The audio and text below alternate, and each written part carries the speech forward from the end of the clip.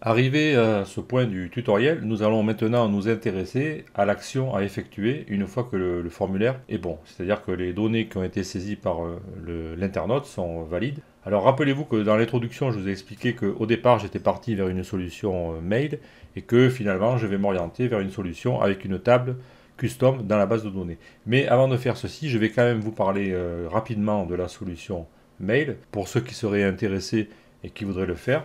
Donc je vais très rapidement copier ici un bout de code et nous allons le commenter ensemble. Donc si je suis dans le cas où valide égale true, c'est-à-dire mon formulaire est bon, je pourrais, je parle au conditionnel puisque je ne vais pas le faire, en copiant ce code ici, je pourrais traiter le formulaire avec un mail. C'est-à-dire que je me mets ici. Alors attendez, voilà, c'est tout ça. Allez, je vérifie par rapport à ma source. Voilà. Alors si nous faisions cela, nous pourrions récupérer toutes les valeurs saisies à travers le tableau $post, comme ceci, les 4. Nous pourrions créer des variables PHP, comme ceci, pour désigner ces données. On pourrait créer une variable mail2 dans laquelle vous mettriez l'adresse mail. Là, ça serait l'adresse mail de celui qui va recevoir le message. Alors soit vous, soit l'administrateur, ou qui vous voulez. Et ensuite, vous allez bâtir des variables. Donc le sujet du mail. Là, j'ai mes contacts depuis le site. On peut rajouter le nom du site avec la variable getBlogInfo. Un en-tête de mail. Là, je fais simple. Je mets from, je mets le nom du contact et entre crochets, je mets son email. C'est la norme pour les en-têtes. Et ensuite, je peux construire le corps du mail. Donc, je prends une variable $mailBody que j'incrémente petit à petit avec les données recueillies dans le formulaire. Et ensuite, pour envoyer ceci par mail, je vais utiliser la fonction wp-mail de WordPress, à laquelle je vais passer les variables que j'ai créées, à savoir le destinataire, le sujet, le corps du mail et l'entête du mail. Et si la fonction a réussi, si le mail a été envoyé, donc c'est le but du if ici, à ce moment-là, je vais refaire pareil. Je vais créer la variable de session et je vais rediriger vers la page d'accueil. Voilà. Voilà ce qui se passerait si j'utilisais un email. Avec des petites variantes, bien sûr, c'est un schéma théorique. Donc ça, je vais le supprimer, on l'abandonne, on a dit qu'on l'abandonnait. Et maintenant, on va voir comment on peut créer une table custom dans la base de données de WordPress.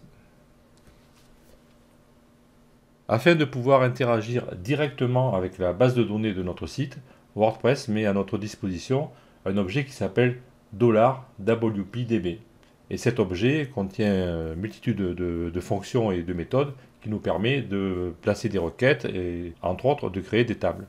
Alors pour créer la table, il faut utiliser une fonction spéciale qui s'appelle dbdelta. On va voir ça de suite. J'ai trouvé sur internet un tutoriel intéressant où on vous explique la chose.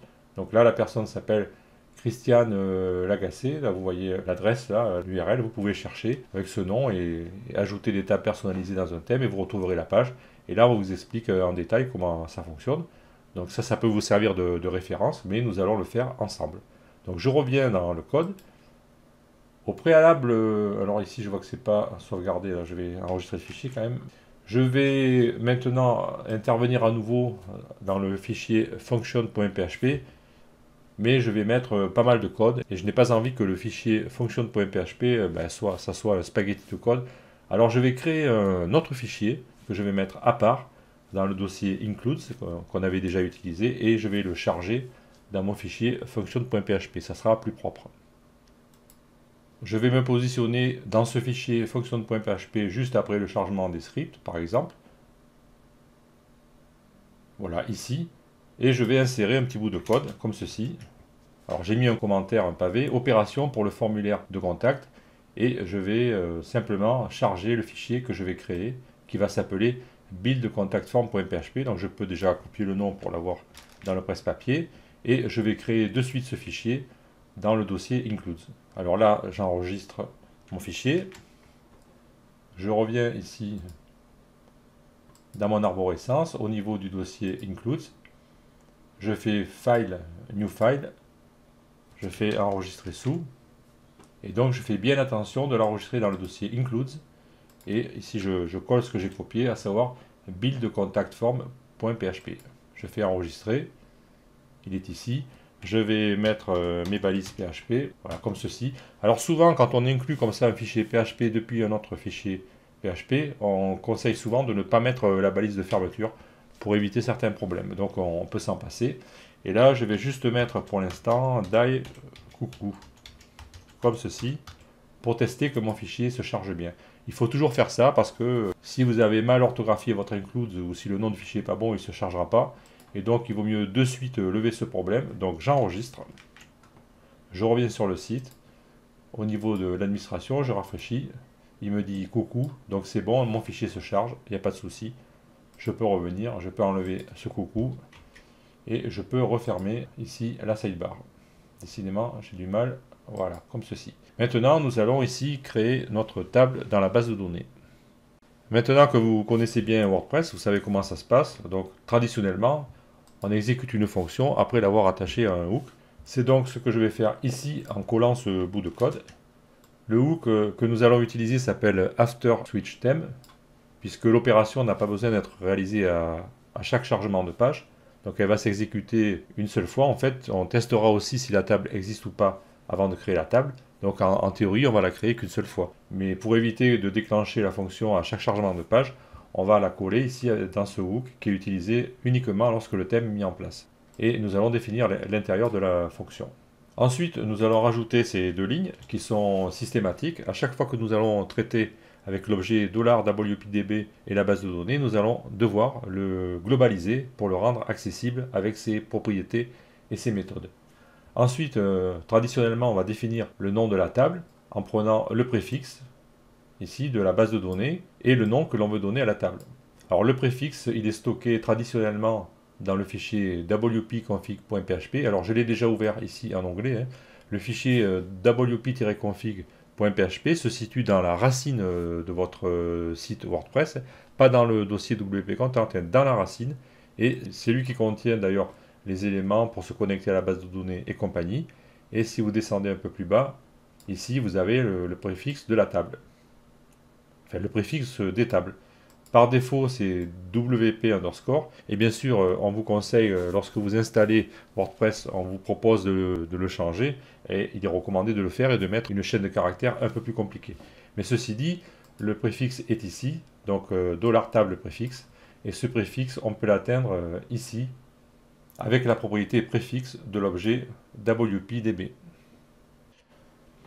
En clair, tout ça veut dire ici que dans la variable $TableName, je vais avoir en fait cette chaîne de caractères WP underscore contact. Ça évite d'écrire le nom des tables en dur parce qu'on ne connaît pas forcément à l'avance la nature du préfixe. En tout cas, ça fait partie des règles que l'on doit adopter. Alors maintenant, nous allons créer notre table. Mais avant de créer la table, on va vérifier si elle existe ou pas. Pour vérifier si une table existe dans la base de données MySQL, il suffit de faire une requête de type show tables. Je vais me rendre ici au niveau de notre navigateur dans le PHP-MyAdmin, ici, et je suis positionné sur ma base de données. Je vais ouvrir la fenêtre SQL ici. Je vais la grossir un petit peu pour que vous voyez bien. Et je vais taper une requête, par exemple show tables. Et je l'exécute. Donc le résultat, il me montre toutes les tables de ma base de données. Maintenant, si je fais show tables like WP post, voilà. Si je lui demande show tables like WP underscore post, il va me renvoyer le résultat, le nom de la table, donc ça veut bien dire qu'elle existe. Donc je vais me servir d'un test similaire pour vérifier si ma table existe ou pas dans ma base de données. Donc je reviens ici dans le code et je vais coller le code suivant. Donc je mets bien une accolade de fermeture, voilà comme ceci, et je vais faire un test. Alors qu'est-ce qui se passe ici? Donc j'ai créé une requête show tables like à laquelle j'ai passé le paramètre que je viens de créer ici, qui correspond au nom de table que je voudrais créer. Et je me pose la question de savoir si le résultat de ceci, dont je vais parler un peu plus tard, est égal ou pas à la variable, ici. Et si c'est le cas, donc si c'est différent, ça veut dire si la table n'existe pas, à ce moment-là, je la créerai ici à l'intérieur. Alors, qu'est-ce qui s'est passé ici? On a utilisé une fonction de l'objet $WPDB qui s'appelle getVar, auquel on peut passer une requête. Et le résultat, donc, ça serait le résultat de la requête, à savoir le nom de la table. Si la table existe, à ce moment-là, le résultat sera faux, puisqu'on ne sera pas différent. On est d'accord, hein? Nous, ce qu'on cherche à savoir, c'est si la table n'existe pas. Donc il ne faut pas que le retour de la requête soit égal au nom de la table. Voilà comment ça marche. Alors pour les fonctions d'AvoluPDB, on ne va pas faire un cours là-dessus, je vous renvoie à la documentation. En tout cas, c'est comme ça que ça marche. Si la condition est respectée, c'est-à-dire si les valeurs sont différentes, à ce moment-là, je vais exécuter du code ici, à l'intérieur. Alors bien évidemment, je ne vous l'ai pas dit, mais enfin vous l'avez deviné, je fais ça parce que si je cherche une table qui n'existe pas, par exemple cette table n'existe pas, si je fais exécuter, ben, il va retourner un résultat vide bien sûr. Donc le résultat vide, ça sera différent du nom de la table, hein. J'insiste bien, je reviens sur le code, et maintenant nous allons créer la table dans la base de données. Pour créer la table, nous allons d'abord définir une requête MySQL que nous exécuterons ensuite avec une fonction spéciale. La requête MySQL, je vais la coller ici. La voici.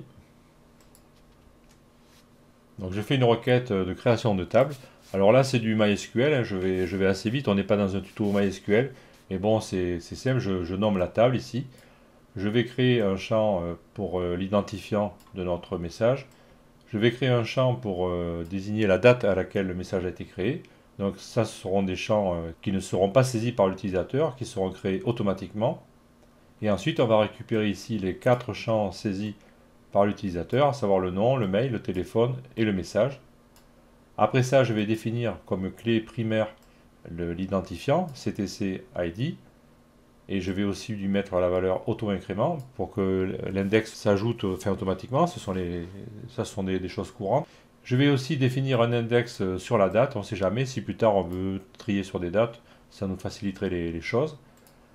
Au passage, ici, j'ai mis un type de champ BigInt20 parce que j'ai remarqué que dans les tables de WordPress, on peut vérifier ici, il avait l'habitude, par exemple, de mettre... Alors je vais en structure. Voilà, il met tous les index en BigInt20. Donc pour être synchro avec la base de WordPress, j'ai fait pareil. Ensuite, là c'est un datetime. Et les autres, j'ai mis des varchars. Donc 35 pour le nom et le mail, 15 pour le téléphone. Au niveau du message, j'ai mis un champ de type texte. Donc là, ça peut faire, je crois, 32 kilooctets, donc 32 000 caractères. Ça devrait largement suffire. Ensuite, je définis le moteur de base de données, le set de caractères par défaut à UTF-8 et l'auto-incrément à 1. C'est-à-dire que le premier enregistrement démarrera à 1. Donc ça, c'est ma requête MySQL. Maintenant, pour exécuter cette requête et créer une table, je vais simplement avoir besoin d'exécuter une fonction de WordPress qui s'appelle dbdelta. Et cette fonction va prendre en paramètre ma requête SQL. Par contre, cette fonction n'existe pas par défaut, elle n'est pas chargée par défaut dans WordPress. Il va falloir que j'inclue dans mon installation le fichier qui la contient. Et comme je suis en train de m'apercevoir que cette vidéo approche des 15 minutes, je vais la couper et on va continuer dans une autre vidéo. J'essaye au niveau de ce tutoriel de faire des vidéos assez courtes qui ne dépassent pas 15 minutes. Donc je vous donne rendez-vous dans la vidéo suivante pour continuer notre création de table dans la base de données.